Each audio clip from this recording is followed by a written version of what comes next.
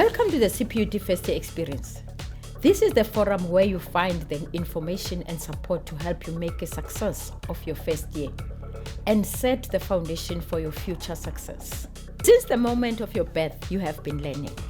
Every day of our lives, we learn new things. The current definition of all learning is that it is a relatively permanent change in knowledge that comes about through experience. And that change allows us to behave and think in new and different ways. The academic learning we do at university needs to be very focused and efficient so that we can retain new knowledge and apply it. So how do we learn? Let's take a look. As we collect knowledge, we store it in our memory. We have various different kinds of memory, including short-term memory or working memory and long-term memory. These different types of memories work together in 3 stages. First is encoding, the process by which a new piece of memory is laid down. Then comes storage, or what happens to the encoded memory over the time it is being held.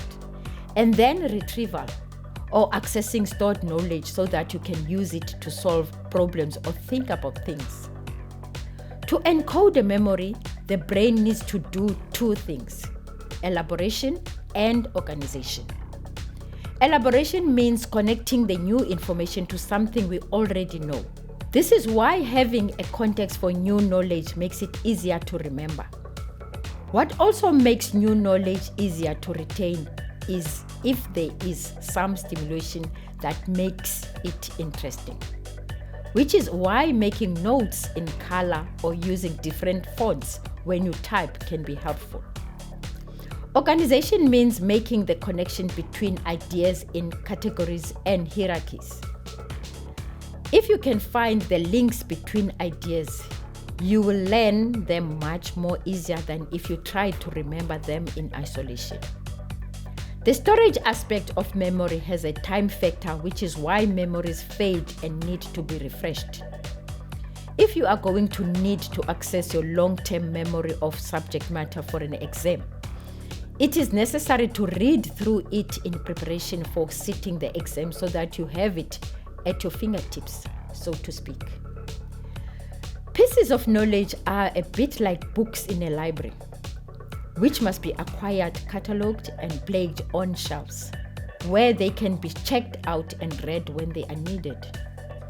For the kind of memory you need for academic learning, experts recommend that you do the following sequence, which they call PQ4R. First, preview the material by looking through it, noticing the headings and how the material is organized. Now, query or formulate a list of questions that you expect the text will answer so that you can read with those questions in mind. Now, read the text carefully. Don't skim. You already did that in your preview. As you read, look for answers to the questions you formulate. After reading a section, stop and reflect on what you have read and make some notes. This is a good time to connect the new information to what you already know. Now put the text aside and try to recite what you have read. Use the questions you formulate and answer them. Finally, go back and review what you have learned. Students usually think once is enough. It isn't if you hope to really know the content. Learning is a complex process, and committing knowledge to memory takes commitment and determination. One thing is certain: successful studying comes from regular ongoing sessions rather than cramming. Thank you for joining us at FYE.